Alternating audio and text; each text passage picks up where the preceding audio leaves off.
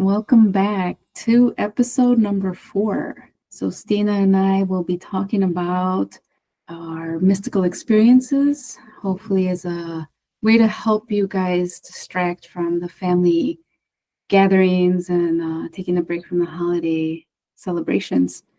And we're calling this our mystical series because they don't necessarily have to do with ghost stories, but they are experiences we've had with supernatural forces or things that we've seen in our visions, in our dreams, any kind of incredible or amazing encounters that we've had that we can kind of tie back into either our abilities, our psychic abilities, or through our meditations. So we hope that we keep you at least somewhat entertained with our stories. All right, Stina, do you want to go up or do you want me to go first? I don't mind. Whatever you feel like. Okay. Well, I can talk about a past life experience that actually taught me something. I've been actually trying to still work on using like in day-to-day life, but I'll describe my past life experience that I had. So part of the meditation, and I was learning about my abilities and how to practice and tap into them. I My teacher was guiding me through a past life meditation, and I don't know that there was a specific purpose, but we were looking at past lives that sometimes we look at things that are relevant to whatever's happening in the moment. So I don't remember what was happening in my life at that time because this was probably a couple years ago, a few years ago. But the past life that came up for me was one in where it looked like it was sometime maybe in, let's say, like the 1800s, period dress. And it looked like I was kind of like a bigger woman. And I remember having a very stern mother. In that life, it looked like I was maybe even struggling with my sexuality because even though it looked like I was a woman, I think there were maybe some tendencies where I felt like more like a man, or because I would see scenes where I was dressed as a woman and then some scenes where I was dressed as a man. And so there might have been some struggle with my sexuality. I don't know, but that's kind of what it felt like. And it felt like I was just very at odds with myself. The time was very strict, that kind of thing was not going to be okay or accepted or even understood. And I felt like there was a lot of judgment from my mother figure in that life. And at some point, I was a little bit embarrassed to admit this to my teacher, and I don't know if I did. I think I kept it to myself. But something we will look at in past lives is like how that life ended, you know. And I don't remember if I even mentioned it to him. I don't think I did. I apparently took my life in that life because what I saw was a bottle and it looked like poison.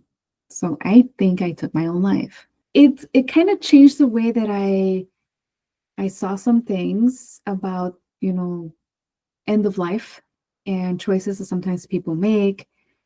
And I thought I was pretty neutral about that. And it's like, no one can really understand what happens and the decisions that sometimes people have to make for themselves. And whatever you decide for yourself, it is what it is. But that wasn't even the lesson. What was interesting was, okay, that was a part of it where I was like, okay, maybe I need to struggle with some judgments that I might have, and I need to be a little bit more compassionate and understanding. So that kind of challenged me to push myself a little bit more there. He took it a step further and he guided me in the meditation, like, okay, once you passed, like, what happened? Where did you go? And I think this was the first time in these kind of meditations where we looked at afterlife in the past life. So it was a little trippy. I was like, oh, cool, let's go there. I don't know. What I saw next then was darkness. It was myself, but my form had changed. So I saw almost like no facial features, no hair, no clothes. It was just like an outline of a person. Apparently, that was me in spirit form. and I saw nothing. It was all dark. And I remember in the meditation feeling like there was no up, no down, no sense of direction. There was also no sense of time. And it was extremely uncomfortable because it felt like an in between place, but I felt stuck. And so in this space, I remember struggling. I don't know for how long. Again, no sense of time, no sense of space, just struggle. Then came a point where apparently I surrendered. And it was different from giving up. So I wasn't like, I'm going to give up struggling. There's no point. It was more of like an acceptance and an ease and peace where I was just like, I surrender. Whatever will be, will be. I'm not going to struggle anymore. I'm in. The second I surrendered in my vision, I saw an angel. It was like golden angel. I could still see the facial features, the hair, the wings, the typical image you might have of an angel, and just coming like a bullet, just speeding through, swooping me up and picking me up. And I don't know where we went after that. But it was such an incredible scene. And again, maybe I made all this up in my head. I don't know. But I'm just saying what I saw in the meditation. And the thing that impacted me were these feelings that were coming up. Not so much the scenes, the images, but the feeling I had of struggle versus the feeling I had of surrender and peace. That's the lesson I brought with me. So after the meditation, I really sat with that for a long time. And even now, years later, it sometimes kicks in when I am like stressed or I'm struggling with something. Remembering what that surrender was like and the peace that came with it, where I can just say, I'm in acceptance. And I can step back. And if I can step back and surrender and be at peace with whatever's happening, there can be space or room for magic to happen. And maybe I have to trust that things will work out. And that's a really hard thing, especially for myself personally, because I feel like I'm a person who needs to control.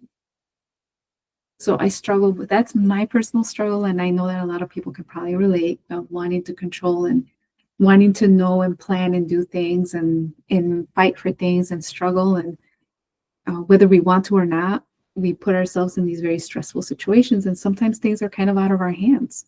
And so that's a really hard lesson to learn of being like, okay, I surrender. I'm at peace with that.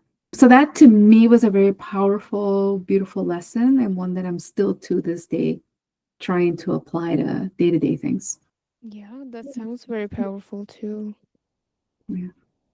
And it's beautiful, like the way you describe the surrendering part. And I think it's maybe one of life's challenges or lessons for Mm-hmm. everybody, because to get to the point where you're just the same with neutrality, that you're neutral and surrendering, I feel like those goes hand in hand. Yep. Wow. 100%. Mm-hmm. And the neutrality was something I struggled with for years as well. Yeah. We talked about it, but I'm not sure. But anyways, yeah, you're right. Yeah. Wow. That was so cool. Like, I never tried going past what happened after a past life. Yeah, That is it's a so whole other interesting. thing. Yeah. We should practice it someday. Yeah. Have you had like experiences like that after? Like what? Like with the past life that you feel like, wow, okay. I don't know. Are you saying like are you saying like things that have come out of past life readings or done more past life readings or like afterlife reading? It's kind of tricky, but like the Yeah. afterlife of the past lives? Yeah. No, I mean, that was the only time that I had tried doing it myself. Yeah. Yeah. Sounds like a rough life that you had Yeah, in that lifetime. it was. It was not one of the Wow. fun ones to look at, that's for sure. No.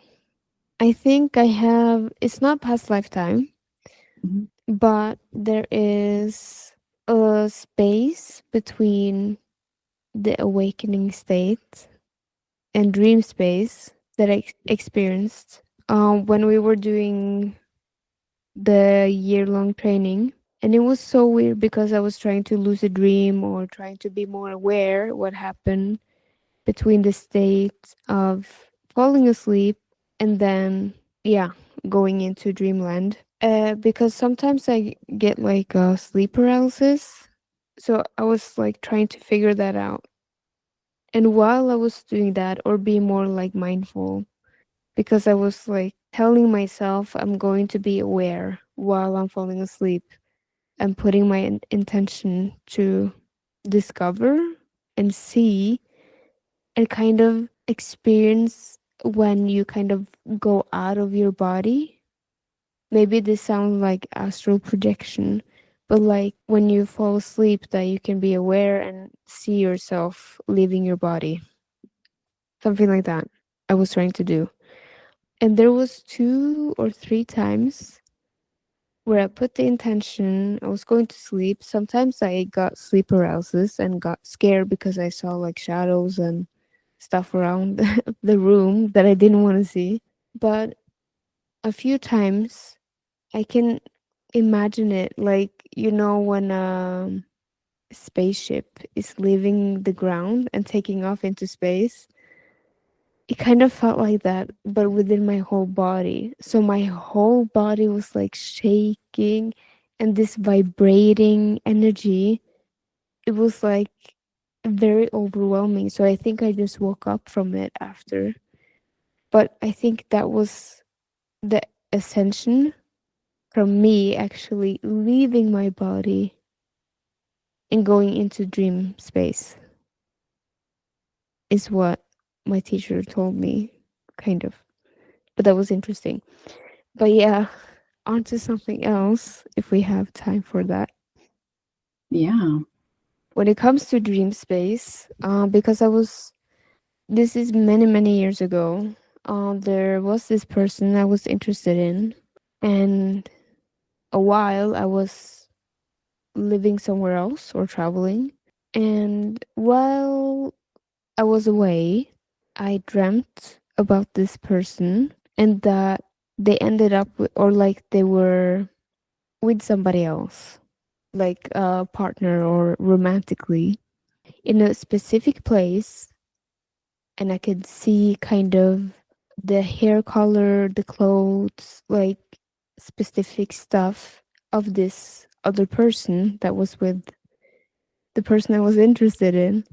And then I guess I woke up and I didn't think any of it until one day when I got back where this person also lived in the same city, in the same spot, in the dream.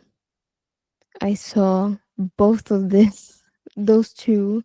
The person I was interested in had with them somebody that looked exactly the same as in the dream that I had.